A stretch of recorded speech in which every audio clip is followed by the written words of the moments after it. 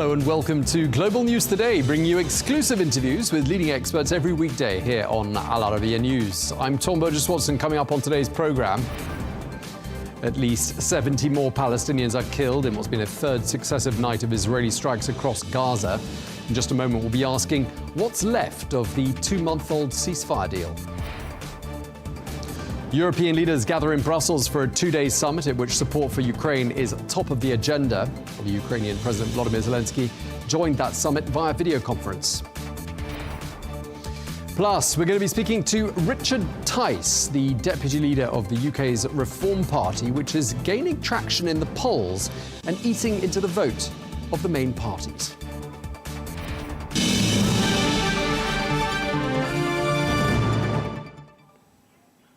Hello and welcome. Israel says it has resumed ground operations in Gaza after launching more airstrikes during the course of Thursday. Well, hospitals in the enclave are reporting hundreds more casualties. Meanwhile, the Israeli Defense Forces say that troops have moved into the Netzarim corridor, which divides the north and the south of Gaza, and all traffic movement on the main road, north to south, has been banned by Israel. Well, the first wave of airstrikes on Tuesday shattered what's been a 2-month pause in hostilities, and according to the health ministry in Gaza, resulted in the deaths of more than 500 people. Well, 5 UN staff members from the Palestinian refugee agency UNRWA are reported to have been killed in the last few days. That's according to the agency's Commissioner General Philippe Lazzarini. Meanwhile, the British Foreign Minister David Lammy is calling for a, quote, transparent investigation into the airstrike that hit the UN building. Lammy confirmed that 1 UK national was amongst the wounded. Well, yesterday, an Israeli airstrike killed 1 UN worker and injured several others. Yesterday morning, a UN compound in Gaza was hit. I can confirm to the House that a British national was amongst the wounded. Gaza has been the most dangerous place in the world to be an aid worker. The government calls for a transparent investigation. Well, let's get more now, and we can speak to Diana Buttu, who is a human rights lawyer and former Palestinian peace negotiator who joins us from Haifa. Diana, thank you very much indeed for taking the time to speak to us. You're also a former legal advisor for the Palestinian Liberation Organization. Just want to start by asking you, a lot seems to have been happening on the ground in Gaza during the last few hours. I know you're not there, but what's the latest you're hearing? I'm hearing that Israel has continued to carry out massive war crimes. We've seen that over the course of the past 50 hours, that Israel has killed more than 700 Palestinians. They've reinvaded the occupied Gaza Strip, dividing it into 2. They've bombed a place where there were some UN workers were taking shelter. And there are over 174 children that have been killed. At the same time, we're hearing that the Israelis are not allowing any humanitarian supplies into the Gaza Strip. And so what we're seeing is the worst of humanity met with nothing. There hasn't been any action against Israel, neither by the United States nor by any other country. And so Israel gets to get away with genocide. In fact, they've even just dropped flyers on people in Gaza, telling them that nobody in the world cares about them, that they should flee. And the Israeli foreign minister has similarly come out and said that they aim to go after everybody in Gaza. So this is the situation that we're facing right now. We did just hear, before we crossed to you, the British Foreign Minister, David Lammy, calling for a transparent investigation into what happened yesterday when that UN building was struck. But just to pick up on what you were saying with regards to the humanitarian aid, I mean, it's been, what, nearly 3 weeks, hasn't it, since any humanitarian aid has been allowed in. And I'm just wondering, how do people survive? What are you hearing? I don't think they are surviving, Michael. That's the problem. So the Israelis closed off the crossing point on March the 2nd. And I want to be very clear here. This isn't Israel that's providing aid. This is the world that's providing aid. And Israel's simply not allowing it in. And so since March the 2nd, Israel hasn't allowed in any aid whatsoever, which means that there's no fuel, there's no electricity, there's no places to get clean water, and there's no food. People are reporting mass malnutrition, particularly amongst children. And as you know, after 18 months, or nearly 18 months of genocide, in which Israel has been targeting virtually every hospital, you can see that the healthcare system is also dilapidated. So we're seeing that in addition to the numbers of people that Israel is directly targeting and killing through its bombs, that others are dying as well because they're not simply able to get the aid that the international world, that the world has sent to Gaza, but that Israel is preventing from getting in. Yeah, we understand that the death toll now stands at approximately 49,000 since the war began. Just want to ask you, I mean, there's a deal. That excludes, I just want to make sure that that's clear. You know, the 49,000 is the numbers of people that have been able to be buried. There are over 12,000 Palestinians who are still underneath the rubble. And so we're looking at a death toll that's well over 60,000. It's just that people haven't been able to physically be buried. This is the problem, is that the world has treated Palestinians as though somehow they're disposable, that it's okay for world leaders to express statements that they want to get rid of Palestinians, that it's okay for them to actually starve Palestinians, that it's okay to cut off fuel and food supplies, and that it's okay to bomb children. And so here's the shocking part, is that it's the height of dehumanization when we see all of this happening.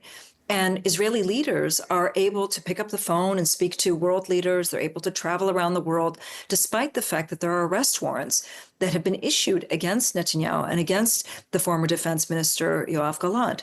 Here's the problem, is that unless we get to a place where it's not just statistics, but that Israel's being held to account and pays a price, then I'm afraid that we're just going to see this over and over again. And it's not just about Palestinians, but it's about people around the world who are going to become excess and that are simply disposable. Yeah, I was going to ask you about this later in the interview, but since you bring it up, I mean, are we looking at a scenario in which people in Gaza are basically left with no choice but to try and leave? Given that, you know, there's nowhere safe in Gaza, is what we're being told every time we speak to UN officials. They say this to us: nowhere is safe. And, you know, lurking in the back of everybody's minds is this Riviera of the Middle East going to become a reality? I mean, do you think that's where we're heading? The Israelis made it clear within the first few weeks of the genocide that they wanted to see the Gaza Strip smaller in size and thinner in population. These are the words of the Israeli prime minister. Put it in a different context, it means ethnic cleansing. And this is the plan that they have been put into place since October of 2023, ethnic cleansing and genocide. It's gotten to the point now where if you look at the Gaza Strip, anybody who's been there can tell you that they're now double and triple bombing the exact same sites. 90% of all of the buildings in the Gaza Strip have been bombed. All of the hospitals have been bombed. Israel has created a scenario where the Gaza Strip is no longer livable so that it can affect its policies of ethnic cleansing and of genocide. And so rather than us looking and saying, where is it that people should be going, we should be doing the opposite and demanding that Israel stop. And not only demanding that Israel stop, but force Israel to pay a price. And I think there's another issue here as well. When people talk about people leaving the Gaza Strip, it's important to keep in mind that 80% of the residents of the are right on the other side of the border. If anything, they should be allowed to return back to their homes that they were ethnically cleansed from in 1948. And so rather than us trying to come up with scenarios to adapt to Israel's war crimes, we should be coming up with ways in which to challenge Israel's war crimes and to hold Israel to account. Well, they are challenged. And yesterday there was condemnation from many countries you can think of with regards to the renewed bombing campaign, with regards to that UN hospital. And yet, you know, those words don't seem to change very much, do they? I mean, nothing changes from one day to the next. No, and it's not even just condemnations, Michael. It's important to keep in mind that we've had condemnations, we've had a few decisions from the International Court of Justice, one of which is calling upon the world to make sure that they prevent genocide. We've had a case from the International Court of Justice saying that the occupation has to come to an end. We have criminal indictments that have been issued against Netanyahu and Gallant. And if this international system can't work, then the question becomes, what's the utility of it? Why do we keep talking about having a system of norms and laws when we can't seem to hold one country to account? And so, yes, the condemnations are important and all these cases are important. But what's even more important is to stop Israel and to make sure that Israel doesn't get away with genocide, that doesn't get away with ethnic cleansing a second time. I mean, people watching will be saying to themselves, hang on, there was a deal, a ceasefire deal that took months to broker. It involved 2 US administrations. Lots of other countries were involved as well. I mean, are we looking at a situation in which that deal has effectively now just been shredded and it no longer has any validity? Yes. This is exactly what we're looking at. So immediately after this deal was signed, Prime Minister Netanyahu made it clear that he was not happy with this deal. He ended up losing members of his cabinet as a result of this agreement. And it was clear that all he wanted was to be able to get some of the Israeli captives released, but that he had no intention of changing the situation for Palestinians in Gaza in any way, shape, or form. When he then went to the United States, he then pressed President Trump to revise the agreement. And this is why we're now seeing that the U.S. has backed down from the very agreement that they have brokered. It's come to the place where President Trump is acting the exact same way as President Biden had acted, arming Israel, letting Israel get away with genocide, and doing whatever it is that it wants to do. What Netanyahu now wants to do is it wants to make sure that it has the ability to continue to bomb Gaza. And it wants to continue to blame Palestinians for bombing Gaza. And so one of the things that is the most disheartening in all of this is that we had guarantors to this agreement, the United States being one of them, Qatar, Egypt. And these 3 countries have not stepped up. Qatar has been trying to put pressure, but the number one country that can and should be stopping Israel is the United States, whether it's stopping Israel by picking up the phone and telling them to stop, or whether it's stopping Israel by stopping those weapons transfers and arming Israel. Either way, the United States has a responsibility. And instead of heeding that responsibility, they've just simply allowed Israel to do what it is that it wants to do. Okay, I mean, just to sort of sum up in terms of what happens next. I mean, time and time again, we've spoken to people on both sides in this conflict, and an Israeli government spokesperson would say to us, all Hamas needs to do is release the last of the living hostages, return the bodies of those who are no longer alive, and the bombing will stop. Do you see Hamas heeding that call for the sake of the Gazan people who will otherwise endure potentially many more months of bombardment? The Israelis have had this option on the table back in October of 2023. And one of the things that Hamas made very clear was that they wanted to release the Palestinians who are being held captive in Israeli jails. These are up to 10,000 Palestinians. The fact that the only way that Palestinians can ever be released from Israeli prisons, from Israeli dungeons, is to have some sort of a prisoner exchange, shows you just how perverse it is that Palestinians have had to negotiate for their freedom.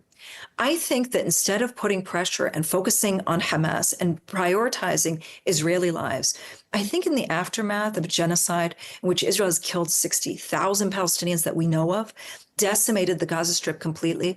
I think it's time to prioritize Palestinian lives. And I think it's time for us to be saying, enough is enough. Israel must stop. And Israel not only must stop, but it must pay a price. Unless that step is taken, then I'm afraid we're going to be seeing an even worsening situation. The onus is not on Hamas. Hamas is not the one that's committing the war crimes. It's Israel that's committing the war crimes. And we really need to start putting the blame where blame belongs, and that's on Israel. And just lastly, I mean, were there world listeners, world leaders listening or watching this program? What would be your appeal to them, Diana? Just finally put sanctions on Israel, to not let Israel have a pass. Israel's been allowed to get away with murder. It's been allowed to get away with genocide. It's been allowed to get away with committing war crimes. And nothing has changed for Palestinians. In fact, it's quite the opposite. We still see countries that are doing business with Israel and arming Israel. We have these international decisions that make it clear that no country should be doing any business whatsoever with Israel. No country should be providing Israel with weapons. They've proven that they just use them for genocide. And so if anything, we should be at a place where Israel is ostracized because it deserves to be ostracized. It's a rogue state and must be held to account. Okay, well, thank you very much indeed for taking the time to speak to us. Diana Buttu, thank you very much indeed. My pleasure.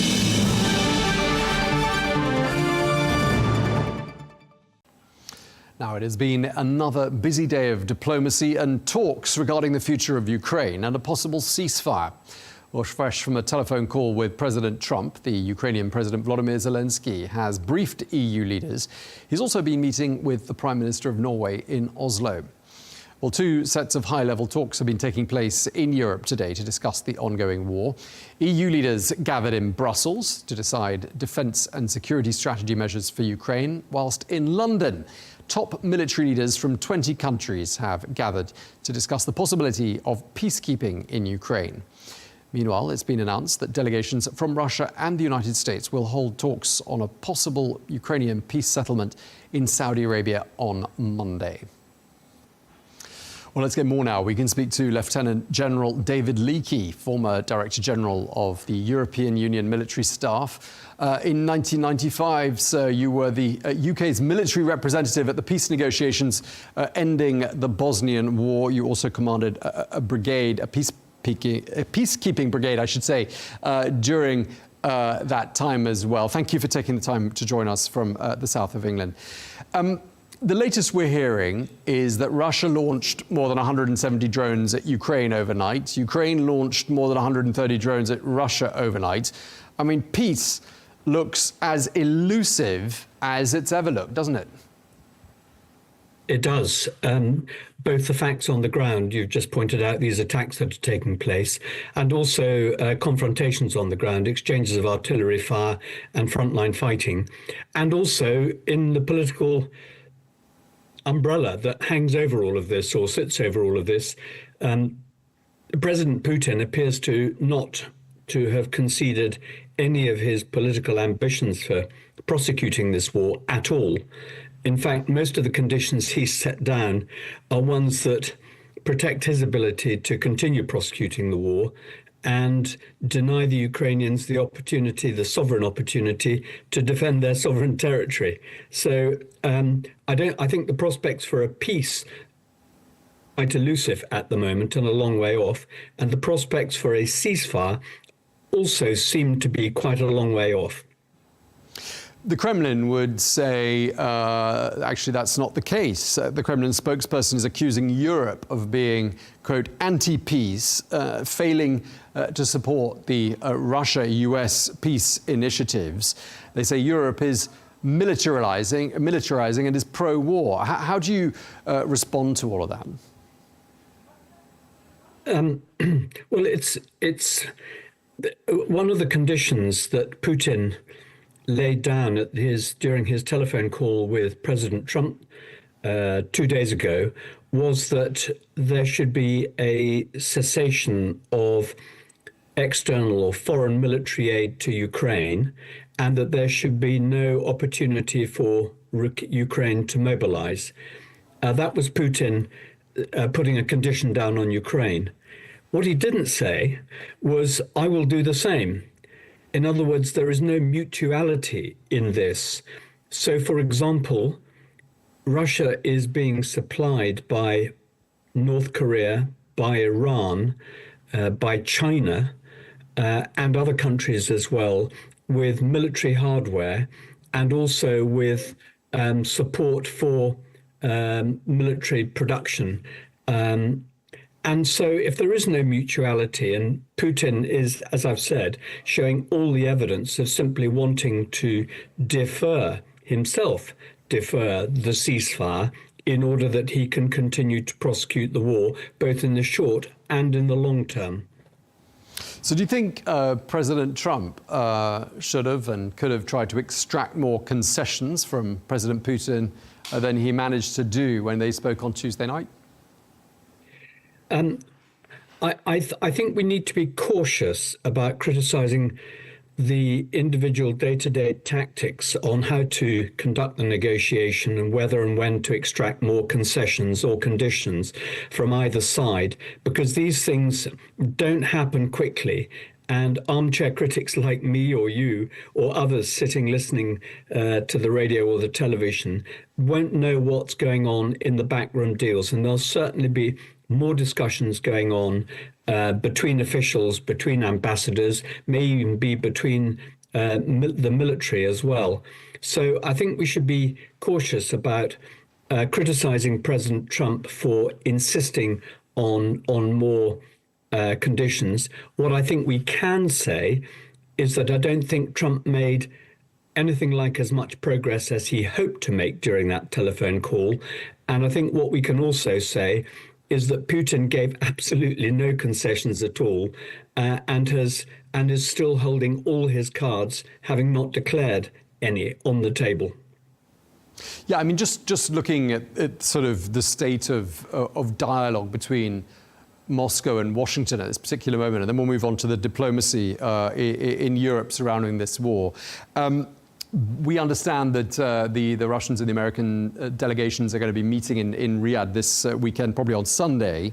And I just wonder whether you think Ukraine is a major focus, or whether you think it's really just a sideshow in this dialogue, and whether the dialogue more broadly is really just about mending fences between these two countries. Well, that's a really good point to make, because ceasefires, whether they're in Gaza and Israel, whether it was in the Balkans with Kosovo and Bosnia, whether it's in Ukraine, Russia, these ceasefires happen at various levels. They happen tactically on the ground, shots stop being fired. They happen in the air, aeroplanes stop bombing. They happen in cyberspace, attacks stop happening. They happen in the political sphere. And all of these constitute the context in which a ceasefire or a peace can be negotiated or agreed. And I think what one can say is that at least the sides are talking. So Ukraine is engaged, the US is engaged, the Russians are engaged. There is some talking. And you could also say that at this early stage of the negotiations, there are some signs of confidence building measures or indications of a willingness to make progress. One of those signs, just to evidence that point, is the exchange of prisoners. I would hastily add the exchange of prisoners the offer that was made by President Putin isn't actually something new or novel or dependent or even a precondition for the ceasefire. These prisoner exchanges have been going on throughout the war. So I don't think we should read too much into that. The other concession I think that you could make was a diplomatic window dressing, was to encourage ice hockey matches between US and Russian players.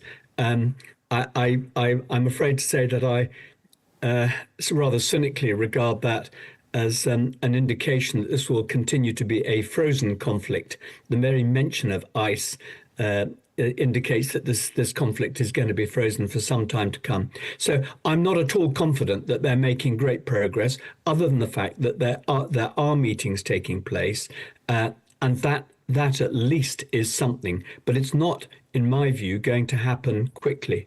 Turning to your other point about the Europeans, the Europeans are backing President Zelenskyy. They're continuing with their rhetoric, saying that they will support President Zelenskyy in Ukraine, both militarily and with other support, financial aid, and so on. And they have to do that, because if they say, well, we're not going to support Ukraine, and if the US says we are not going to support Ukraine in the future, then you're leaving the door wide open for President Putin to say, well, I'll wait until we got a ceasefire and everybody's calmed down, and then I'll just walk in and take the rest of Ukraine and finish the job. Somebody has got to tell President Ukraine, and the Europeans are doing this, that he does not have a free license to go and invade a sovereign country. Indeed, and we'll have to see, just to clarify what I was saying earlier on. In fact, the Russians and the Americans are meeting in Riyadh on Monday, not on Sunday, as I said. I mean, Europe is essentially getting the message here from Washington that it has to stand on its own 2 feet. It's not a new message. They've heard it in not so many words in the first Trump presidency. Are they up to it? Not at the moment, no. And the Europeans have acknowledged that. I think everybody has acknowledged. Any dispassionate observer of the Europeans would say that, to a certain extent, the Europeans have depended on the insurance policy, which has been underwritten by the US, both politically and militarily. That is acknowledged. That's a given. Are the Europeans up for it? I think so. When you see with the very strong resolve by, for example, these Scandinavian countries, the Germans, their parliament has authorized a complete and historic change to the country's borrowing rules so that they can invest in rearming and in their defense industry. The European Union has said that it will make available, I think it's 800 billion euros over a period of time. So the Europeans are stepping up to the plate now. It is going to take some time. Developing a defense capability isn't something that happens overnight. That's not to say that Europe's cupboard is bare. There are some very, very significant capabilities in Europe, and they just need to be expanded and built on and made more ready and more sustainable. The British Prime Minister, Sir Keir Starmer, really central to the diplomatic push for some sort of a solution, a resolution in Ukraine, together with the French President Emmanuel Macron. They're very much behind what's called the coalition of the willing. Do you see the British and the French putting their own troops on the ground in Ukraine in some sort of a peacekeeping capacity? And do you think Russia will eventually come round to the idea that that is an acceptable solution? The news this morning from the discussions, the military discussions, which have been described as moving to the operational phase of the ceasefire. The news this morning is that the intention is to call this force the Multinational Force Ukraine. So to distance it from either the European Union or Europeans or NATO or the US. To answer your question specifically, both France and the UK have made a declaration that they are prepared to put their national forces boots on the ground. So they, I'm sure, will do that. I think it's not just boots on the ground. And the emerging indications are that the force would be in probably 3 or 4 different parts. One would be some boots on the ground, not as a peace implementation or peace enforcement or even peacekeeping, but probably as a peace reassurance, as a reassurance force. This is quite common where ceasefires or peace has been negotiated. You can look at many of the conflicts, even, for example, in Cyprus, going back over the last 60 or 70 years, there's been a UN peacekeeping, so-called peacekeeping force there. It couldn't keep the peace if the protagonists decided to restart a war. The same in Bosnia. Even at the moment, if the Bosnian factions wanted to go back to war, the military presence there is a reassurance presence. It's an indication of political will. It's not strong enough to stop or prevent, probably even maybe to deter an outbreak of conflict. So I think what we would see in Ukraine are some boots on the ground as a demonstration of political intent, as a demonstration of reassurance to the people in Ukraine. It would also be a demonstration of reassurance, possibly to the Russians, that the Ukrainians were behaving properly. And there would have to be some transparency.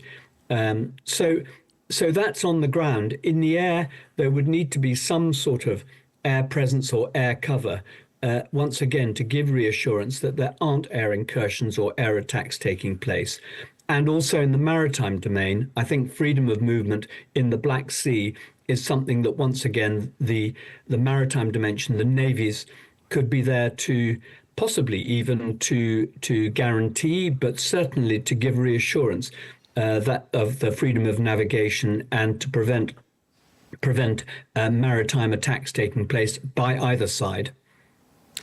Just lastly, we're hearing from President Zelenskyy addressing EU leaders, saying that Russia must stop what he called their unnecessary demands. I mean, clearly the Europeans are active in trying to broker a solution. Do you see the Europeans' diplomatic activity on this front as being complementary to or at odds with the efforts of the Trump administration? Well, I don't know that I can answer that question accurately or with any authority. What I can say, just from my knowledge of being around Whitehall, Brussels, the international community, when these sorts of things are going on, is that the West will want to be mutually supporting in these negotiations and not mutually contradictory or being unhelpful. And I'm sure that's what the diplomats will be trying to achieve, and the politicians will be trying to achieve, to make sure that the West, if for want of a better word, the West presents a united front on this. OK, well, we're going to have to leave it there. Thank you very much indeed for taking the time to speak to us. Lieutenant General David Leakey, thank you for your time. Not at all. Pleasure.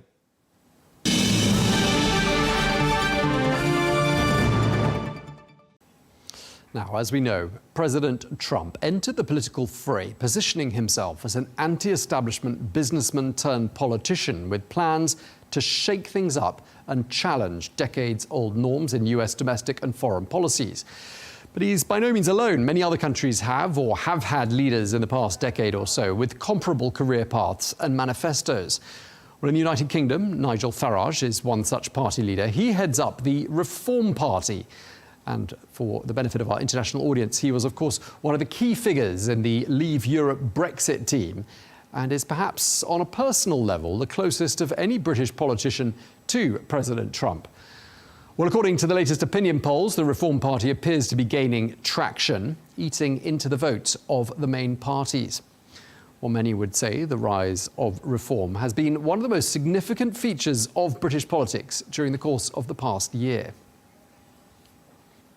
OK, we're joined now by the Reform Party's Deputy Leader, Richard Tice, who is the MP for Boston and Skegness, and who joined us now from central London. Thank you very much indeed for taking the time to speak to us. We were just talking in the introduction about how there are some parallels to be drawn between people in your party and people in the Trump administration. Your professional background is in real estate. Now, that is a clear parallel with President Trump.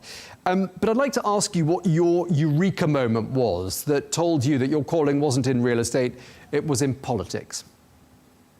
I've always had an interest in current affairs and politics, but I always said to myself, I come from a real estate family. and I wanted to get stuck in, hopefully make some money, and then if I had some time to give something back to society, to community, to the country in some way, then that was the plan. And in a sense, all went very well. I ran a big multinational listed property company listed on the London Stock Exchange. I ran that for 4 years. We tripled the share price. And then along came the Brexit referendum. And I guess that was my eureka moment, where I felt there was a really important choice for the country. I had a very clear view that we should leave a bureaucratic sort of monster of a quango and be an independent sovereign nation, free to make its own decisions and to essentially sort of embrace the opportunities of the whole world without being sort of kowtowing to people in Brussels. So that was the eureka moment. History moves on. You never quite know how things play out, but that really was a defining moment for me. And as I did that, I left running a big listed property company, because you can't do both. You can't get in politics and run a listed company. But I've maintained a close interest in real estate. I've got some industrial real estate interests. And do you know what? That actually really helps. Keeps your feet on the ground. You understand what's really going on. Indeed. I think President Trump would say the same sort of thing, that, real life work experience is something that politicians absolutely should have. Your party leader, Nigel Farage, will probably be quite familiar to a lot of our viewers, because he's been on the political scene internationally as well as domestically for quite a long time, the champion of Brexit. And at that time, he led the party UKIP. Now, you were previously chairman of the Brexit Party, now rebranded as the Reform Party, or the deputy leader. Just tell us, for the benefit of our international audience, what does Reform stand for? Reform actually stands, to be honest, for saving the United Kingdom. We are, as a nation, we're in financial trouble, we're in cultural trouble, and we're in societal trouble. And we believe in the key British values of family, community, country. We believe that we've got to change the nature of our policies in the UK. We've got to cut vast amount of wasteful government spending with a sort of UK equivalent of Doge. We've got to cut daft regulations imposed on us primarily by the EU. That allows us the space to cut taxes, to make work pay, and to make risk-taking pay. Many of your listeners and viewers will be entrepreneurs, will be risk takers, business owners, and you've got to make taking risk worth it. And if people feel that it's too much like hard work, it's too difficult, the regulations are too burdensome, the costs are too high, then people will say, I can't be bothered, I'll go somewhere else. And that's the challenge the UK faces. So we think if you do those things, and then if you've got to make the nation work for British citizens. And that means you've got to control your borders. You've got to get your own people enthused and motivating to make work pay. And if you do all of that, then you can make people better off again. And that's what we've lost. We've got no growth in this country. We're flatlining at best. Once you factor in the mass immigration that we've had in recent years, everybody's getting poorer per person, per month, per year. And that's not a happy recipe. Sure. I mean, just for the benefit, again, of our viewers who might not be familiar with the British political landscape, you're doing well in the polls. Reform doing particularly well amongst the 16 to 24-year-old age bracket. I don't know if you've got any comments on that, what the appeal is. But on the other hand, you have your critics, and the Conservative peer and election expert Lord Hayward says your party is regarded by a lot of people as being racist. I wonder how you respond to criticism like that. Well, we're leading in the polls, in many polls across the political spectrum. And I think that what tells you is that people are not interested in these sort of juvenile, ridiculous jibes from our political enemies. Look, that's the nature of politics. They're jealous of our success. They're jealous of the fact that we have sensible policies. We're just going to deliver by hard work. We're going to work harder than anybody else. We're going to have the best policies, and We're going to have the best candidates at elections. We've got elections, local elections in the UK this May. We've then got elections next May in Wales and Scotland. Our next general election will probably be in 2028 or 9. And look, at the end of the day, we're just going to actually roll our sleeves up, get stuck in, and people don't vote for mainstream parties that make people poorer. And one of the key differentiators between us and the two main political parties in the UK, being Labour and the Conservatives, both of those parties are obsessed with the ludicrous net stupid zero, I call it. Net zero is the greatest act of financial self-harm ever imposed on the British people by the British political establishment class. And we're standing against that. We're saying we'll scrap it. It's a disaster. It's making people poorer. It's not saving CO2. Not that CO2 is a problem, by the way. CO2 actually is plant food. It's not a poison. And this debate is now raging in the UK, and we're winning it. And I think people like a bit of honesty for some people who've been around the block, who've got a track record of success, tell it as it is. And look, of course, the nature of politics in any democracy, people will disagree. They'll shout and scream and try to smear us. We're above that. Nobody can cancel us. We just crack on.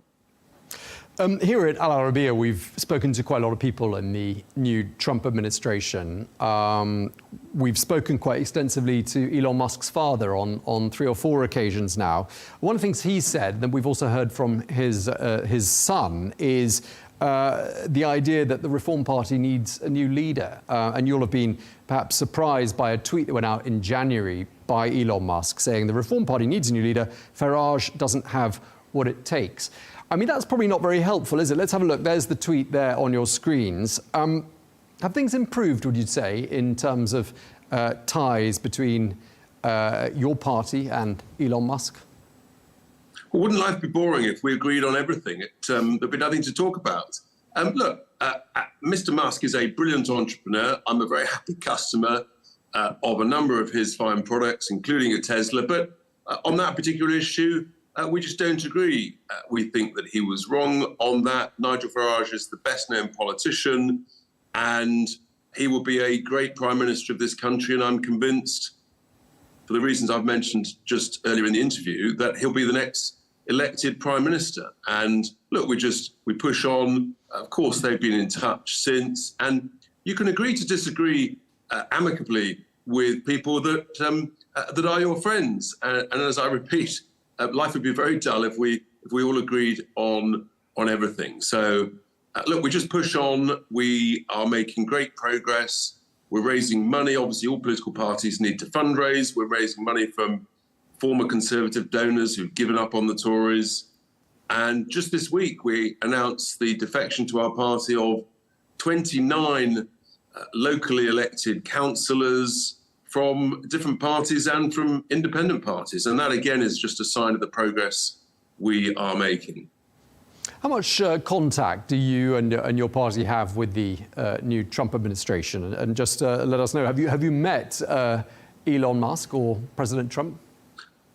No, Nigel Farage, our leader, has been driving all of those relationships. And obviously he's in regular touch with various parts of the Trump administration. Now they're in office, moving at extreme pace. There's lots of lessons we can learn. I just touched on the Department for Government Efficiency that's being led by Elon Musk. I'm hopeful that will lead the way in showing what can be done. We've got a bloated government here with obscene levels of wasteful state spending. And we've got to cut it back, because if we don't, you can't keep at any level, whether it's your personal budget, your business budget, or when you're running a country, you can't keep spending more than you're earning. If you do, eventually you go bust, you go bankrupt, because the lenders won't keep lending to you anymore. And I repeat, the UK is in serious financial trouble unless we change course. And that's the message we're putting out to people. And I think people recognise the honesty with which we say it, and the recognition that our policies of cutting regulations, scrapping net zero, tight control on immigration, because actually, if you control your labour supply. If you're short of labour, it's a really good thing because the price of labour goes up, or businesses invest in capital equipment to replace it. It's literally basic economics. It's like textbook stuff. And that's a good thing because that means your productivity goes up. We talk a language that business people understand, that folk on the ground understand, not the waffle that we get from the establishment elite in Westminster in central London. So who would you like to see coming into the United Kingdom, and who would you like not to see coming in? We believe in smart immigration, where highly skilled people, highly qualified, who want to come and work, who want to integrate in numbers that can be sensibly absorbed into communities, and who want to speak the language. And you can do that. We've done that successfully in the past. We did it in the 80s and 90s. The economy was growing at 2.5% to 3.5% almost every year. So if it ain't work, don't fix it. If it ain't broke, don't fix it. And the reality is we've had mass immigration over the last couple of years, the majority of whom were not coming here to work.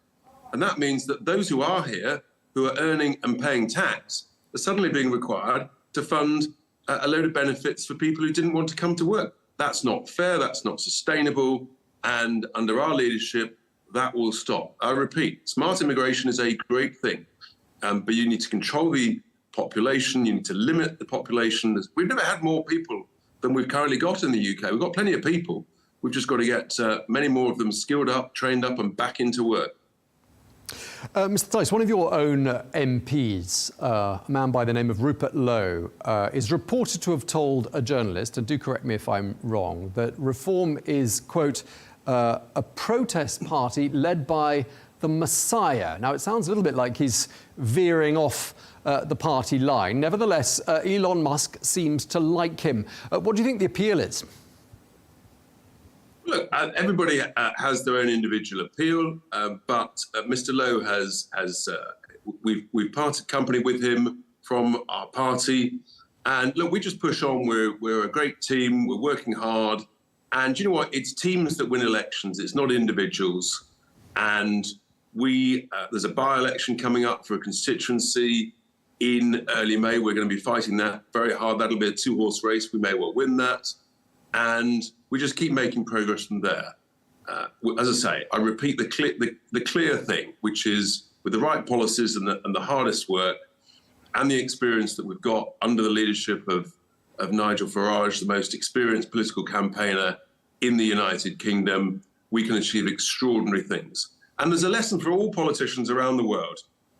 If you make your people poorer, if you impose things onto them like mass immigration or net stupid zero that nobody voted for, don't be surprised if you become unpopular and then you get voted out. Just before we move on to sort of some of the other international stories and to get your party and your perspective on those, I just want to ask you, just wrapping up our discussion about Elon Musk and the like, do you see a chance of Elon Musk somehow or other becoming president of the United States in the future? Oh, I have no idea. That's way beyond my pay grade. Who knows? Who knows? But I do think that the world actually needs more successful business people being able to, in a democratic way, help run countries. Because I actually think that countries should be run, the profit and loss and balance sheet of a nation should be run as you run a company. You've got to earn more than you spend. You've got to grow. You've got to make, in this case, you've got to make your voters, your taxpayers, happy in the same way that as a leader of a company. You need to make your shareholders happy. Otherwise, guess what? They're going to fire you. So, yeah, I'm a big fan of successful business people through the democratic process, coming in and helping run companies. And as a successful business person myself, the people who voted for me, they really respect the fact that I've got that track record of success. And I think that's a really good thing. And we need to celebrate success. We need to celebrate making money. We need to celebrate hard work. These are all great things. You painted a picture of a pretty bleak situation faced by the UK, certainly domestically, economically. And I know on the campaign trail in the run-up to last year's UK general election, you talked about Starmageddon, painting a bleak picture of what life would be like under Sir Keir Starmer. But he has achieved something that, not many politicians do, which is pretty unanimous support from the whole political spectrum on the issue of Ukraine and his statesmanship and his leadership on that particular issue. Perhaps you disagree and don't think he deserves that, but I'd like to ask you for your thoughts on that, and also ask you what your party's position is with regards to how to end the war in Ukraine. Well, one of the joys of leaving the European Union and Brexit is that the Prime Minister of the UK, in this case, Sir Keir Starmer, is able to help, in a sense, bridge the gap between the United States under a Trump administration that doesn't like the European Union, understandably, but we have relations with European nations, so that gives an opportunity under the key defensive alliance of NATO is the critical alliance. But quite properly, nations have got to pay their way. They've got to pay at least 2%. In truth, that's not going to be enough. We live in a dangerous geopolitical world. But fundamentally, the United States is the critical strategic ally for the United Kingdom. We must always hold that relationship strong, both from a defense point of view and our biggest single trading partner. And look, with regard to Ukraine, everybody wants peace. Everybody wants the killing to stop. The difficult thing is how you get there. There's huge pressure on so many people. There's massive pressure on President Zelenskyy. No one can imagine the thousands of difficult decisions that he's had to go through every day, every week, every month, as his own people are sadly dying almost every day. Likewise, President Trump's got pressure. He's got pressure. He promised his electorate that he would end this war. That's what he's trying to do. People like politicians that actually deliver on their promises. But what we learned is when you've got, let's remember, most conflicts and wars end up in some form of negotiation, always difficult, always tense, always involving challenging compromises, uncomfortable compromises. Those negotiations are best done behind closed doors. They're best done where you've got all the cards on the table. And our position at Reform is we support the aspirations to get to peace. And I'm not going to criticize world leaders that are right on the at the sort of the front line of those negotiations. We wish them well. I'm very keen that one of the cards on the table is the issue of the frozen Russian state assets, $300 billion worth in the West. That's a critical part of the negotiations, amongst others. And just over 12 months ago, I donated a 5-figure sum personally, bought a 4x4 pickup truck, filled it with other volunteers with first aid medical supplies, drove it to Ukraine, gave it to frontline soldiers, met the people designing the latest drone weapons and software. And I saw firsthand mums weeping over the graves of their sons and their husbands in a cemetery. So I'm very supportive. We're very supportive of Ukraine and its efforts to see off the aggressor of Mr. Putin. But, life is not easy. And we're 3 years into this war, and it absolutely, however difficult, it must be right to try for peace. Indeed, and there's another major conflict that President Trump is also trying to broker, and it was our top headline in this program today. I'm talking about what's happening in Gaza, where it looks like the ceasefire has all but been shredded, and the killing continues. What's your party's position with regards to Gaza's future? Well, it's not just Gaza's future, of course, it's actually Israel's future. It's the future of how do you get peace in that region, which has been so difficult for so long. And again, actually, President Trump coming in with a completely different idea from left field, and whilst immediately he was criticised, at least he had a vision. At least he had the courage to say, well, here's a bold vision. If you don't like my idea, what's your idea, folks? And I think it's incumbent on people to say, we've got to come up with something better. Fundamentally, as I've said on numerous occasions, Israel has the right to defend itself. October the 7th was absolutely appalling, and Hamas should not be allowed to have any form of role in governing Gaza. And the simple reality is that Hamas should return all of the hostages, both those alive and sadly some who are already dead.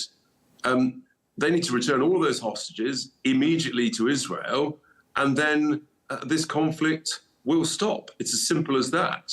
So, and I think then the question is, well, where does it go from here? And I think there's everybody's kind of come to that table.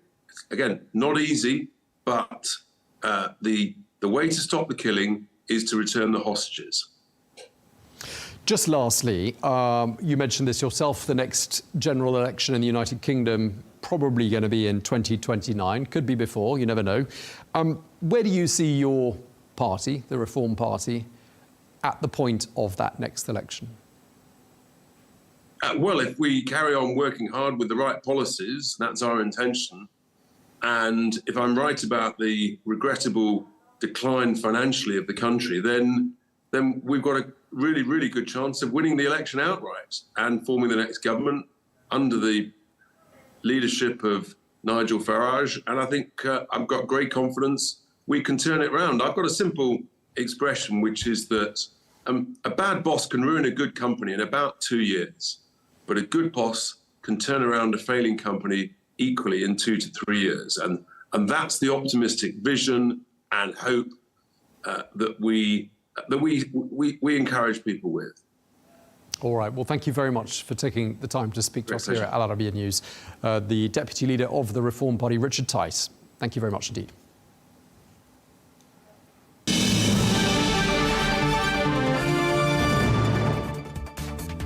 That's all we've got time for today's edition of Global News Today. Thanks for watching. Be sure to join us again tomorrow for a summary of some of the best interviews of the week. Until then, bye-bye.